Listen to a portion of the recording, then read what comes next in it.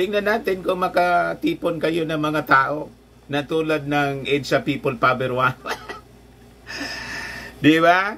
Ginagatungan nila yung mga supporters po na mag-alsa laban sa gobyerno, inciting na naman po to rebellion.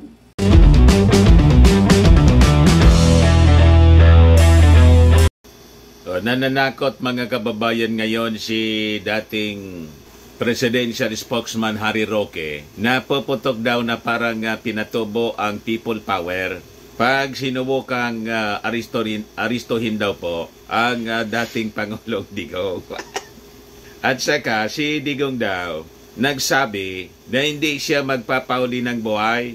Ito po yung mga latest na balita ngayon. Huwag ninyong gawin, sabi po ni Harimau. Huwag ninyo pong gawin yan. Puputok tayo na parang pinatubo. That will trigger chaos pag inaresto ninyo ang dating presidente. Naniwala po kayo na ganun po yung mangyayari? Magpi-people power daw sila. Nanggagatong po ng people power si Harry Roque. Maniwala man niya Mr. Maravillas. Yung pinatawag niya nga nilang pagtitipon, yung isinabay nila doon sa launching ng bagong Pilipinas sa Davao, yung maisog Leaders Forum, kukunti man lang yung nag-attend. At nag-protest rally po mga kababayan sa Liwasang Bonifacio, yung mga supporters ni Inday. Hindi umabot ng 100. Parang yung mga militants po na laging nagpo-protest dyan sa EDSA shrines. Napaka-kaunti. Pagkatapos, magwa-warning siyang puputok daw na parang Mount Pinatubo. Magbi-people power. Baka po kili-kili power. Yung nangangamoy sa kilikili. Ang tawag namin sa Bicol, kilikili power. Ikaw niya, Mr. Maravillas, magkakadya. Tapos, ang sabi daw mga kababayan ng dating Pangulong Digong, hindi siya magpapahuli ng buhay. Yan po. Isinisiwalat ko lang sa publiko kung ano ang sentimiento ni dating Presidente Rodrigo Roa Duterte. Hindi siya magpapahusga sa mga dayuhan. Grabe na niya, Mr. Maravillas, ang pagkapraning ng kampo ng mga Duterte. Hindi siya magpapahuli ng buhay sa ICC. So ano po yung plano ni Digong kung hindi magpapahuli ng buhay? Ibig sabihin ba lalaban siya?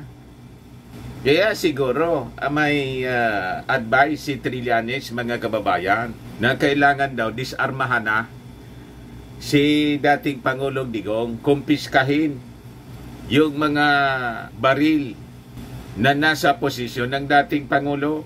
Talaga niya, Mr. Maravilla, si Trillanes, sige ang sulsol. Si Trillanes po yung complainant kasi po sa ICC. Isa sa mga complainant po. Ito po, sabi ni Trillanes, to PNP, confiscate Rodi Duterte's guns amid Mindanao secession threat. Kaya pala niya, Mr. Maravillas, talagang inalerto na ng armed forces sa Davao Region yung mga kasundaluhan, baka daw po ma-infiltrate. Yon ang sabi ng Armed Forces of the Philippines ni General Browner. Pareha sila ni Senator Bongo po. Yung sinasabi ni Roque, sabi ni Senator Bongo, papasok ka rito, aristohin mo yung former president sa Davao without cooperation, without coordination. Magulo yun. Papa-aristo ba naman yon si former president? Talaga niya, Mr. Maravillas, nagpapahiwatig na lalaban. Hindi daw papahuli ng buhay. So, ang theory natin, lalaban yung dating Pangulo gamit yung kanyang mga sariling army. Kung may private army siya doon, or baka mga kababayan, iba yung ibig sabihin ni Harry Roque. Ano pa niya, Mr. Maravillas, yung isang possibility? Baka mag-ala Ronaldo Valdez po or General Reyes. Hindi papahuling buhay. Baka kunin niya yung sarili niyang buhay, mga kababayan, yung masyadong kahindik-hindik. So, pag ganun, mga kababayan, tama yung recommendation ni Trillanes na disarmahan yung dating Pangulo. Kasi ganitong mga statement po, talagang delikado. Ito yung hindi ko na-play, mga kababayan, na statement ni Roque kanina, kahapon yata to. Roque sa posibilidad ng pag-aresto kay Duterte that will trigger chaos anya. So grabe yung kanilang mga pagbabanta. Talagaan niya Mr. Maravillas manggugulo. Kaya parang tamaan niya Mr. Maravillas yung kaninang dinidiscuss mong hindi na tapos. Yung video ko po kanina, napindot ko po, naputol. Alin doon, yung sabi po ni Jonathan Malaya, yung National Security Advisor, National Security Council spokesman, na yung China is using operators to divide the Philippines on West Philippine Sea. Ipagpatuloy po natin ngayon, mga kababayan, na ang sabi ni Jonathan Malaya, yung China ay may mga ginagamit na tao. At ito nga na po, yung mga lumabas na balita, expose ni Katrina Ponce Enrile, na yung mga anti-Marcos vloggers, sina Sasot, Mr. Sasot at Maharlika, pinupunduhan daw, mga kababayan, ng pera galing sa China at sinabit niya si Martin Andanar para magpalaganap ng mga anti-government propaganda. Ganon din yung sinabi po ni Gary Alejano, dating congressman ng Magdalo, at saka dating marine officer. Kasama sa yun, siya daw yung nire-recruit, na ang agenda isupport po si Inday Sara, pagkatapos siraan po yung ating Pangulong Bongbong Marcos. Yan, sabi po ni Gary Alejano sa interview po ni Christian Isguera, yung dating taga ANC po.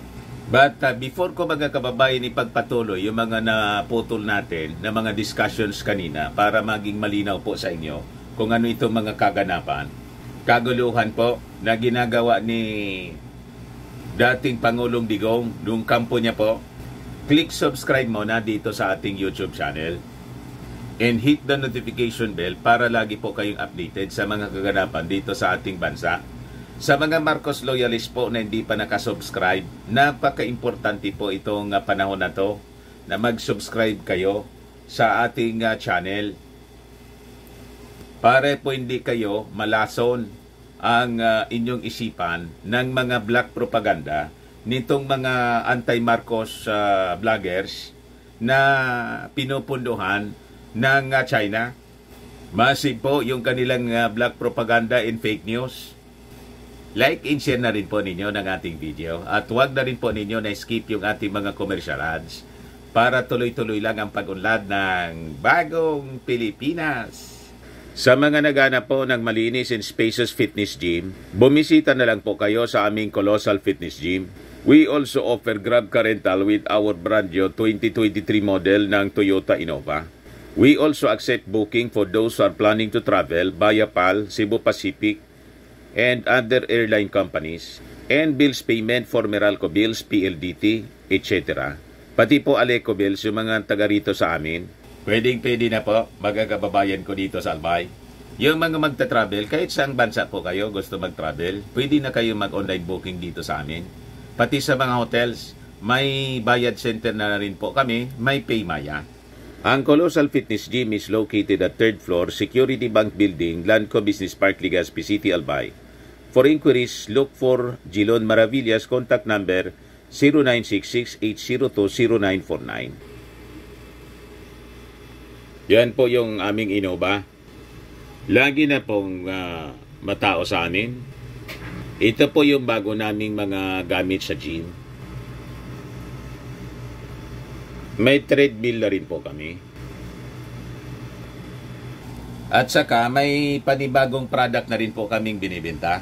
Ito po yung iGlow Serum. Negosyo din ng aking anak na arkitekto. Tingnan ninyo. Whitening po siya. Before and now. O, di ba? Kitang-kita mga kababayan ang pagkakaiba. 3 times more effective siya po than your ordinary collagen serum with anti-aging brightening formula. Dumiretso na lang po kayo sa aming sa FB page ng aking anak na si Riz Maravillas. Ito naman po, Firmax, mainam po sa paninigas na mga kaso-kasuan, pinapahid po sa mga pulses in other affected area, mainam din po sa mga pains. Ito naman po, Automax Radiant Serum, sa mukha naman yung application. Anti-aging po siya. You will look 10 years younger than your age. Sa mga cancer patients naman, baka lang gusto ninyo po itong itry, Nengxia Red Mixed Fruit Drink. Hindi man po siya gamot, food supplement siya. Kaya lang, gawa siya sa goji berry. Yung goji berry po, may anti-cancer properties. Ayos pa. O yung mga inquiries ninyo, dumiretso na lang kayo sa aming messenger sa Facebook para masagot namin agad. So gusto na namin na niya, Mr. Maravillas, marinig yung mga pananakot ni Harry Roque. Puputok daw na parang pinatubo yung galit ng mga mamamayang Filipino. Pag binasa po ninyo yung mga reactions dito, tuwang-tuwa nga yung mga mamamayan. Kukunti lang, iilan-ilan lang po yung conforme sa kanila. Kasi sino man po ang magugusto sa nanggugulo na habang yung ating Pangulong Bongbong Marcos, trabaho ng trabaho po. Mamaya, ipakita ko po sa inyo yung mga magagandang balita. Kasi makikita ninyo ngayon, yung kampo ng ating Pangulong Bongbong Marcos, lahat ng mga magagandang balita, yun ang maririnig ninyo sa kanya.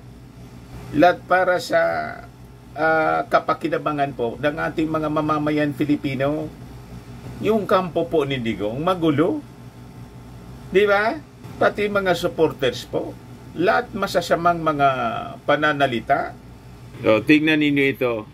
Roque sa posibilidad na pag-aresto kay Duterte that will trigger chaos. Iparinig ko po sa inyo yung sinasabi niya. Galing po ito sa News 5. Hindi ko lang po isintro, yung audio lang po para hindi tayo ma-restrict. Ang nagkakagulo na po ay yung nabanggit ko na posibilidad na baka maaresto ang ating Pangulo Duterte. Nagkakagulo na daw. Sino man yung nagkakagulo? Sila man lang po yung nagkakagulo. Di ba? Nagpapanik sila. Yung ating mga taga-gobyerno po, yung mga government officials natin, yung Pangulong Bongbong, si Martin Romualdez, yung ating mga congressmen, sige lang po yung trabaho. Tuloy-tuloy po yung hearing sa Kongreso. Ang dinidinig ngayon po, yung pag-revoke ng franchise ng Isiminayo. O di ba? Nadamay sa kanilang kaguluhan, sa ginawa nilang mga pagmamalabis, pati yung istasyon ni Gibbs. You see? Sila naman lang po ang siging gawa ng problema nila. O ngayon, bakit nagkakagulo sila? Dahil daw po mga kababayan sa possible arrest anytime sa dating Pangulo. Other than that, may issue pa dito sa secession na malamang patong-patong na kaso ang kaharapin po nila. Si Digong, saka po si Pantaleon Alvarez. You see? Dahil po sa walang habas na pagsasalita. Tapos sasabihin nila, yung pag-aresto daw kay Digong will trigger chaos. Aalsa daw yung ating mga mamamayan Filipino. Di subukan ninyo. Tingnan natin kung makatipon kayo ng mga tao na tulad ng EDSA People Power 1. Di ba? Ginagatungan nila yung mga supporters po na mag-alsa laban sa gobyerno. Inciting na naman po to rebellion. Panibagong kaso na naman ito. Ituloy natin yung sinasabi ni Harry Roque. Now, anong reaksyon ng tao? Nagkakagulo na. Walang tigil ang aking telepono. Anong gusto nyong gawin namin? Telepono mo man lang po.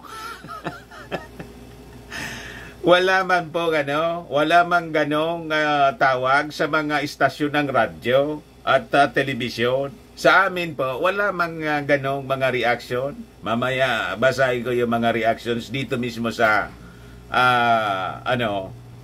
sa balita ng News 5. Tingnan natin kung maraming nagsisimpatya po sa inyo. Ituloy natin yung sinasabi niya, mga kababayan. People power na ba tayo?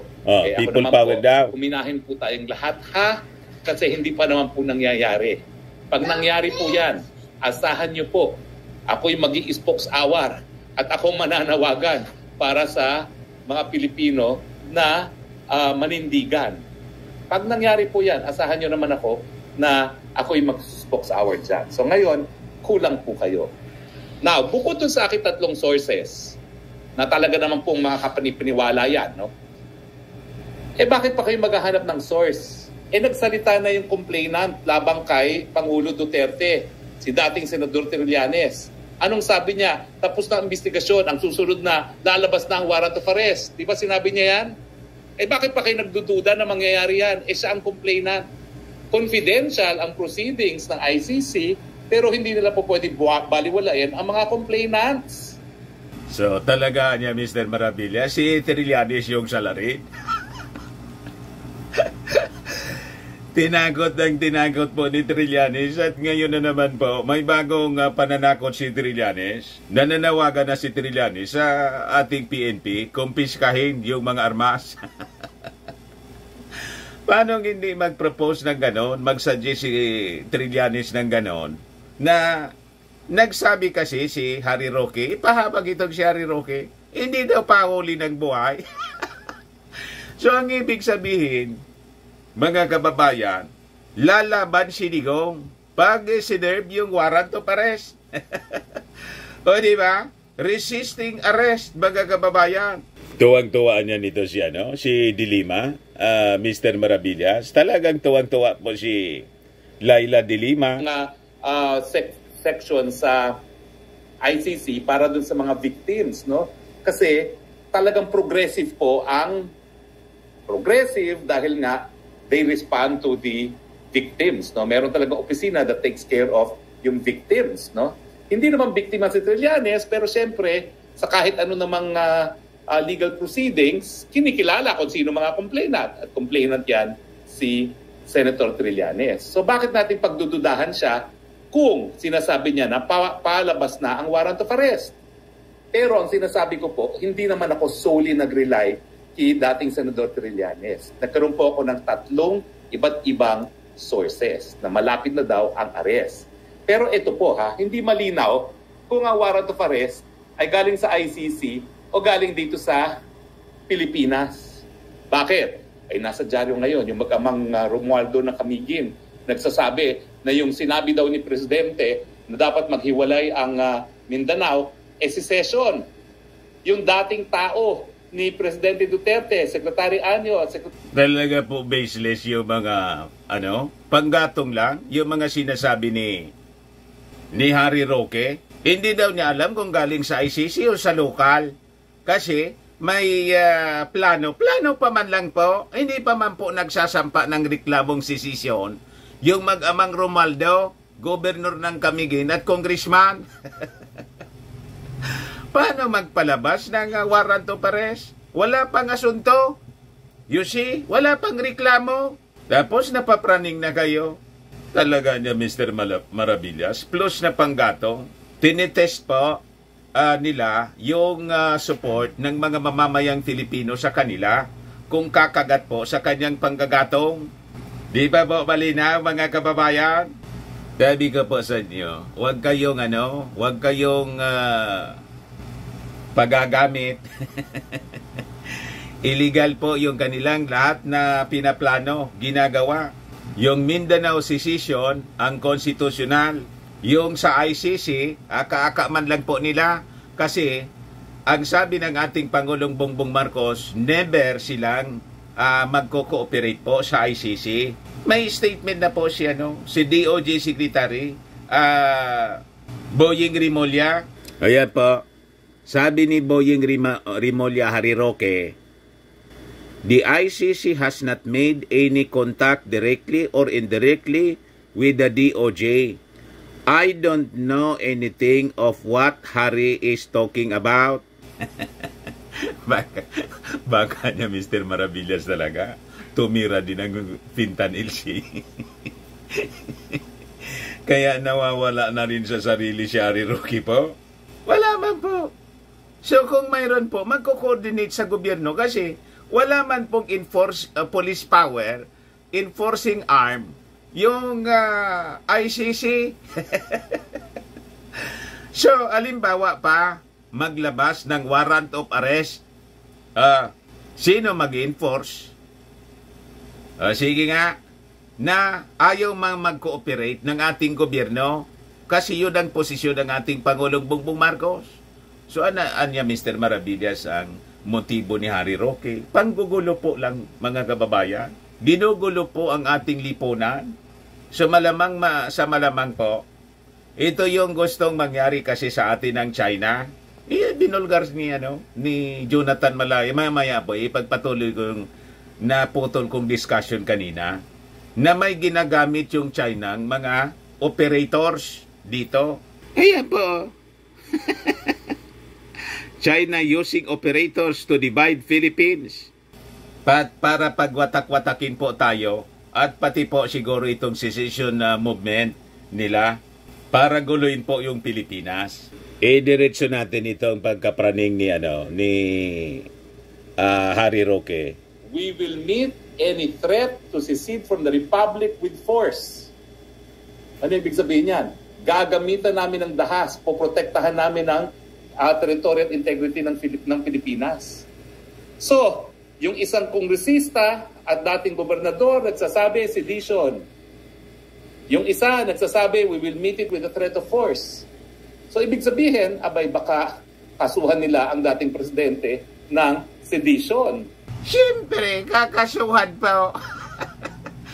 Seditious acts po, yung kanyang ginagawa, gusto nang windagin yung Pilipinas. Seditious act. Diba? Yung dating mga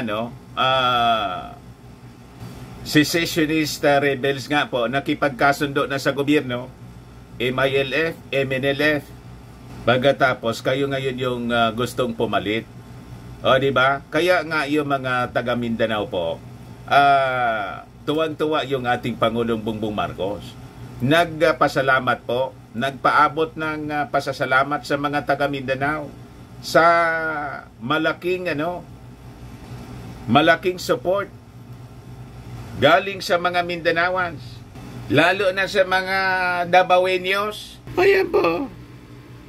President Ferdinand Marcos Jr. personally extended his gratitude to Dabaweños for the unwavering and warm support to his administration, as fondly remembered the long friendships that he and his family had forged in the city. You see, madaling sabihan niya Mr. Maravillas, pati yung mga taga Davao na supporters ni Digong, umanib na sa Pangulo. Maraming taga Davao po ang supporters ng ating Pangulong Bongbong Marcos. Ang hindi lang supporter po, yung pamilya Duterte. Kasi tinawag na bangag at adik na presidente at yung isa tamad. Tamad daw mga kababayan yung ating Pangulo. The rest po, other than siyempre, yun mangilang-ilang, nakaalyado din nila, tulad ni Pantaleon, lahat po sumusuporta sa ating Pangulong Bongbong Marcos. Si Migs Nograles, congresswoman yun, mga kababayan na nagpapaimbestiga ngayon sa SMNI. Pero yung kapatid po, siyang nagbigay ng franchise sa SMNI. Supporter po ng ating Pangulong Bongbong Marcos at ni Martin Romualdez. Yung mga Mindanao congressmen talagang landslide sa ating Speaker of the House. Si Speaker of the House po, si Martin, nasa Cagayan de Oro City ngayon. Pinapractice na siya yung pagiging Pangulo. Di ba hindi yan pag-practice? Parang si President Bongbong na po. Anong okasyon na niya yan, Mr. Maravillas? Hindi kayo nakakalata? Mga kababayan, lagi nang kausap ng ating Pangulong Bongbong Marcos at saka ni Martin Romualdez, yung ating armed forces. Kaya lalo niya, Mr. Maravillas, natataranta yung mga Duterte. Wala na po sa kanilang simpatsya. Kahit nga po yung task force Davao, they will follow, mga kababayan, the chain of command. They are professionals. Kung sinong nakaupong presidente, yun ang susundin nila. Bakit po? Lalo't wala man pong ginagawang masama ang ating Pangulong Bongbong Marcos at si Martin Romualdez, kundi yung ikakaganda, ikakaunlad ng ating bagong Pilipinas. Yan po si Martin, kasama ng Armed Forces of the Philippines. House Representatives AFP Fellowship, pinapractice na po ng ating Pangulo. Siya po talaga ang tinitrain. House Speaker Martin Romualdez executes hand salute to the flag and honor guards while trooping the line Wednesday morning at the headquarters of the 4th Infantry Diamond Division Camp Evangelista in Patag, Cagayan de Oro City. Romualdez is in Cagayan de Oro City to attend the House of Representatives Armed Forces of the Philippines Fellowship. Talagang kitang-kita niya, Mr. Maravillas, ang palatandaan na ang babasbasan talagang successor ay si Martin Romualdez. Kaya nga po na-insecure masyado yung mga Duterte. Sa totoo lang, kaya sila nagwawala. Kasi sa isip nila, ang dapatan niya na pumalit. Di ba niya majority? Si Inday kasi Vice President na. Yun po ang nasa isip nila. Politika. Sabi ko po, mga kababayan, ang knight in shining armor ng ating Pangulong Bongbong Marcos, si Martin. Siya po ang shield ng ating Pangulo sa House of Representatives para hindi magtagumpay ang anumang attempt to impeach the President. Itong si Harry Roque, gusto ngang paalisin si Martin. Nag-appeal sa ating Pangulo. Pakikinggan ba naman siya ng ating Pangulo? Palitan daw si Martin Romualdez ng mature at statesman. What? Yan yung panawagan ni Harry Roque po nung isang araw. Balikan natin si Harry Roque sa kanyang mga nonsense na mga pinagsasabi. Do not hesitate to use force. Nagtataka pa ba kayo na posible talaga na maaresto ang Presidente Duterte either because of an ICC warrant of arrest or dito sa lokal. Pero yung pag-aresto na lokal, meron din po akong multiple sources na kapanipaniwala din. Paano nga aarestuhin ng lokal? Wala pa mang kaso. May nag-asunto na ba? Para mag-issue ng warrant of arrest, ang dami pang prosedimento na dadaanan niya. Wala pang ang nagsasampa. Doon naman si Harry Roque. At yung sa ICC sinasabi mo, hindi man makikipag-cooperate nga yung ating gobyerno. Napakalinaw. Kaya sabi ni Harry Mulya, iwan ko niya dyan. Kaya Harry Roque, kung saan niya nagkukuha yung mga balita niya, talaga po nanggugulo lang sila. Kung paano masaserve sa kanya. Ako'y nagtataka din kung paano masaserve ang warrant of arrest na lokal na kaso. Kasi dapat dadaan yan sa PI unless nagkaroon ng tinatawag na inquest proceedings caught in the act. So mahirap po yun na magkaroon ng warrant of arrest. Yun naman pala. Caught in the act, unless gagamitin nila yung sinabi niya sa television and they will accept that as evidence of being caught in the act na nagkakaroon ng sedition dahil na-broadcast yun. Posible, pero pwedeng questionin. Pero pwede bang mag-issue ng warrant of arrest? Anything is possible. Pwedeng ma-question, mapawalang visa, but anything is possible. Pero anong mensahe sa mga pangyayari? Posibilidad pa lang, nagkakagulo na ang taong bayan. Kayo man lang po. So kung sa tingin ng ilan dyan, na dapat mag-cooperate ang Pilipinas pag nagkaroon ng warrant of arrest ang ICC at ito ay ipapaserve sa pulis o sa sundalong Pilipino, think again. Talaga pong magkakagulo. Oh, you see? Yung banta ng kaguluhan po, galing sa kanya, baka pati siya makaso. Gamitin na ebidensya po, itong mga pinagdadaldal niya, nagtalagaan niya magkakagulo. Nag-incite siya po ng tao na mag-aklas laban sa gobyerno. You see? Tama ka niya, Mr. Marabilia. Siya mismo nagdadala. Ito, nakasave ito ng mainstream media ng TV5. Galing ito sa TV5. Oh. TV5. 20 hours ago. Yan. Sa dami na nagmamahal kay Presidente Rodrigo Roa Duterte, hindi po papayag yung mga nagmamahal sa kanya na iparesto siya at dalhin sa isang dayuhang bayan.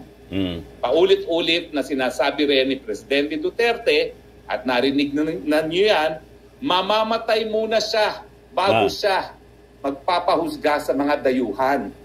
So lalaban? Hindi kayo naniniwala dyan? Kung lalaban, di may armas. Talagang binigyan ng importansya ni Presidente Duterte ang soberenya ng Pilipinas. So, ebidensya na naman ito po? At hindi po pwede. Ebidensya na naman.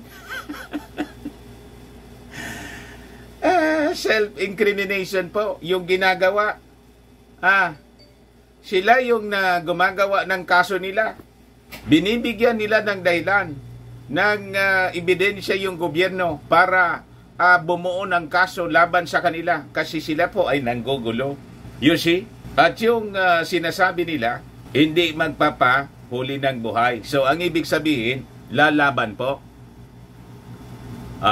So, pag lalaban po, ano ilalaban? Siyempre, armas.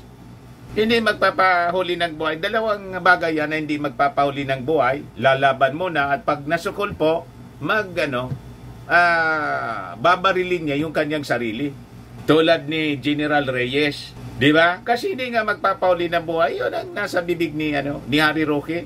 Pero niya, Mr. Marabiles, sabi ni Dilima, hindi ba na makamindanao si si Digong? Opo. Yan Dilima, hindi makamindanao si Digong. Kundi makasarili ang itinutulak na secession ni Rodrigo Duterte. Kaya hindi makumbinsi po yung mga taga Mindanao, yung mga Mindanao leaders, lahat kumontra. Alam nila, pag sarili man lang po. At sabi ni Montol po, nawawala lang niya sa sarili siya, no? Para niyang nawawala na sa sarili. Kailangan na niyang tigilan na niya yung fentanyl. Ituloy natin yung sermon. Yung pananakot ni Harry Roque sa mga pananakot at panggagatong sa mga mamamayang Filipino, lalo sa mga supporters nila. Isin ng mga dayuhan. So, sa mga nagsasabi, ay fake news, well, unang-una, sa mga panahon po ngayon, wala nang fake news. Anything is possible. Wala daw fake news. Diba? Fake news na gumagamit daw ng pulburon. Fake news na hanggang ngayon naka-fentanyl. Anything is possible now. Dahil history is unfolding. Malalaman po natin sa lalong mabilis na panahon ang katotohanan. Kasi yan ngayon ang hingi ng taong bayan. Ano ang katotohanan? Doon sa warrant of arrest, tignan natin kung ano mangyayari. Sana wala. Sana yung reaksyon ng tao na wala pa, na talagang natataranta ang tao dahil mahal si Presidente Duterte, sila man lang natataranta, will make this administration to make the right choice. Kung ICC warrant of arrest yan, wala talagang basihan para makipag-cooperate dahil hindi na tayo miyembro ng ICC. Pag siya'y inaresto, miski hindi na tayo miyembro, ang remedyo, habeas corpus na po yan dahil illegal arrest na yan. Dahil hindi na tayo miyembro, wala na tayong obligasyon na makipagtulungan. Pag siya naman inaresto dahil sa sedition, well, kinakailangan dumaan muna yan sa preliminary investigation. So illegal din yung pagkaka-aresto. ang mensahe ng taong bayan na ngayon pa lang, balita pa lang na may posibilidad, nagkakagulo na, natataranta na, huwag niyong gawin. Sasabog po yan, parang social volcano. So, imbis na kayo ay mag-deny na mag-deny, tignan nyo anong reaction ng taong bayan. Galit po sila sa mere possibility na maaresto ang dating Presidente Rodrigo Roa Duterte. Whether be it dahil sa ICC o whether be it sa kanyang mga sinasabi. Tama ba ako o mali? Di ba ako yung nagsasabi lang kung anong damdamin? So, ibig sabihin, pabayaan lang sila sa mga panggugulo. Puputok tayo na parang pinatubo. That will trigger chaos pag inaresto nyo ang dating Presidente Rodrigo Roa Duterte. Paano puhupa ang tensyon ngayon sa posible ng pagkakaalis o pagpapaaresto kay Presidente Duterte para mawala ang alinlangan na aarestuhin siya dahil sa ICC? Yun po, gumawa po si Presidente BBM ng Memorandum Circular addressed to all executive agencies including DOJ, NBI, PNP, and AFP. Walang makikipagtulungan sa ICC. Nakasulat yan na order. Matapos niyang mura-murahin po, ganon yung hiling ninyo. Matapos niyang sabihing bangag. Matapos niya mga kababayan sabihing may adik tayong presidente. Matapos niya mga kababayan sabihin kung ako anya presidente pa, baka nakasama ka doon. Ibig sabihin yung mga natukhang. Tapos hihingi kayo ng pabor. You see, yung mga ugali ng mga taong ito, masyadong spoiled mga kababayan as in abusado. At saka abusado.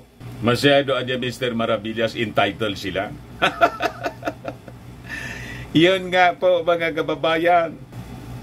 Kaya hindi niya ako Mr. Maravillas na niniwala na talagang tama yung sinasabi niyo.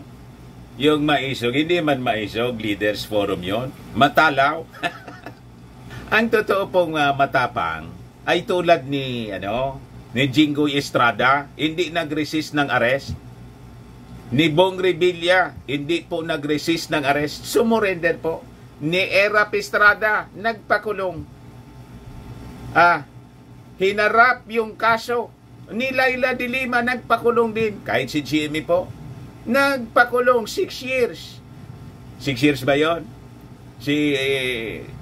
Or 4 years yata. Ang 6 years si de Lima. Yun ang mga totoong matatapang na leaders. Hinarap yung kaso.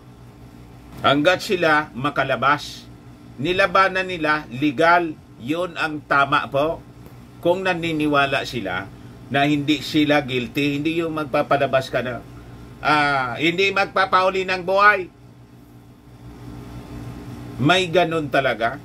Si Gringo anya na supporter ni Digong. Tumakas, hindi na... Pero nakulong din yun. Pero tumakas. Shipping Lacson, ganun din. Tumakas. Parang si Bantag, tumakas po. Sino pa yung tumakas na sabi mga matatapang? Si Tebes. Hindi mo na makita, mga kababayan, yung kaluluwa. Mga supporters ito ni Digong. Ituloy natin yung mga demands ni Harry Roque. Mag-react po kayo kung kumbinsido kayo ng mga sinasabi niya. Na maaresto dahil sa warrant of arrest. Di ba po? Pero habang kasing salita lang at nakukontra ng ibang tao, gaya ng kalihim ng Department of Justice, wala pong maniniwala sa salita. Kasi pinatigil ang pirma, tuloy. Di ba ho? Hindi daw kailangan ng amendments ng economic provisions, tuloy pa rin. Ano nangyari? Akala nila may kasunduan na sila. Ayun, gera na naman ang Senado at ang Kamara de Representante. Parang wala. Napunta na sa amendments ng Constitution yung issue niya. Kung ano-ano na lang ang isinamang issue. Pero anya Mr. Maravillas, gusto na naming marinig sa iyo yung sabi ni Trillanes. Ito yung sabi ni Trillanes po. Trillanes to PNP confiscate Rody Duterte's guns amid Mindanao secession threat Ako, dilawan kasi itong si ano. Ay, kahit kababayan ko ito, taga-Ligao. Hindi ko man ito gusto. Pero itong sinasabi niya, may punto siya rito. Tama yung kanya pong panukala. According to Trillanes, the police must take immediate action to revoke Duterte's gun licenses and confiscate them over his cancel Duterte's guns licenses and confiscate his firearms. The former senator believes that Duterte's remarks are already tantamount to inciting to secession. Dapat na niyang kansilahin na ng PNP ang mga gun licenses at i-confiscate ang 364 na high-powered firearms ni Duterte. Napakarami pala. Dahil ito ay nag-incite ng secession na. Malamang anya nagagamitin pa ang mga baril na yan laban sa gobyerno. Ano tingin ninyo mga kababayan? Tama po? Lalo't sinabi po ni Harry Roque na hindi magpapauli ng buhay. So that is an indication, mga kababayan, na talagang lalaban si Digong at dadanak ng dugo po. Pag ganon, galing mismo sa bibig ni Harry Roque. So ito mga kababayan, yung pagpapatuloy natin ng discussion na naputol kanina, na may mga operators po na binabayaran yung China rito sa Pilipinas to divide the Philippines. So malamang itong secession movement na biglang lumitaw ay ito na yung sinasabi ni Jonathan Malaya, spokesman ng National Security Council. Ito'y sinabi niya noong isang taon pa, August 23, 2023. Report po siya ng Inquirer. China using operators to divide Philippines on West Philippine Sea. Yan si Jonathan Malaya po. 18 pala. August 18, 2023. Mali yung pagkaalala ko. China's political operators anya supporting Beijing's claims in the West Philippine Sea are undermining the Philippines' position against China's maritime claims. Sabi po ni Jonathan Malaya. One particular assertion that the Philippines supposedly promised to remove the BRP Sierra Madre from Ayungin Shoal is part of Beijing's psychological warfare to sway Filipinos' public opinion in favor of China. Gumagamit niya sila ng cognitive warfare, a kind of multi-pronged propaganda campaign that includes use of artificial intelligence. The objective is to influence the opinion of China's adversaries through manipulation of information to gain advantage. It's to their advantage that we were divided as a nation. They are undermining our country's position through their political operators. Here at a time when we need to be united and show the world that we are supporting the Philippine stand. So malamang pati po itong secession movement, mga kababayan, kaya inalerto yung ating kasundaluhan. Miniting po ni General Browner yung mga sundalo sa Mindanao, lalo na po sa Davao region, for possible infiltration. Lalo't nanawagan ng secession po, mga kababayan, si Digong.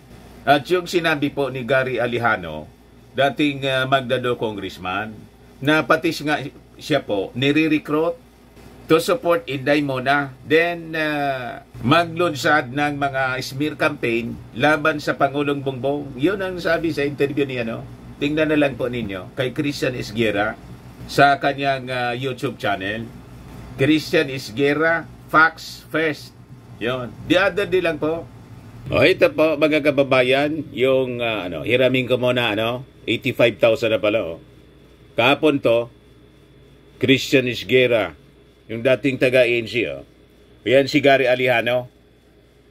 Diyan, sabi diyan, Magdalos Gary Alejano may ibinulgar sa alitang Marcos Duterte. Ano ang laro ni ex-President Duterte? Yan. So, pakinggan po ninyo yung sabi ni Gary Alejano. Maliwanag na yan, Christian. No? Publicly, lagi niyang sinasite ang military at parang sinasabi na itong presidente nyo talagang kailangan tanggalin yan. No? Ba't kailangan niyang tawagin ng military? bakit tawagan niya Referring yung to police Bongbong. sa issue na yan. Kailangan tanggalin Even daw. before this public pronouncement, President, naririnig na natin yan na maraming mga retirado at even active na kinakausap ni Duterte at na naririnig nating no, in fact I was even recruited by one of personalities na sumuporta kay BP Sara Duterte, and in the process of doing that, demonizing the sitting president. So maliwanag na merong galaw to the point na nakarating sa akin, nandito ako sa Negros no? So hindi lang ngayon 'yun. Kumukulo na yan before. At ito na ngayon ang sabi nga namin, may tagal na yan na may away, no? Na hindi lang nakikita ng publiko. At ito na nga yung sumabog sa publiko na talagang merong hidwaan. Oh, you see? Matagal na daw. Aram natin na matagal na. Sabi ko sa inyo, yung pagkabiyak po ng unity, matagal na. So, nire-recruit daw siya, mga kababayan. Talagang tamaan niya yung mga discussions mo, Mr. Maravillas. Tama yung ating mga analysis. Ito'y galing mismo sa kanilang mga kwento, sa kanilang bibig mismo, mga kababayan. Kaya kung magkakaso man ng tambak-tambak, yung dating Pangulo at mga kasama niya, lahat ito ay dahil sa kanilang sariling kagagawan. At si Harry Roque, kung madamay po sa kaso, sisihin niya yung sarili niya. Siya nagsabi na magkakagulo At mananawagan daw siya. O di ba? Ayan man lang po, mga kababayan. Napaba yung ating kwentuhan. Ako po si Dante Maravillas. Bye-bye. God bless.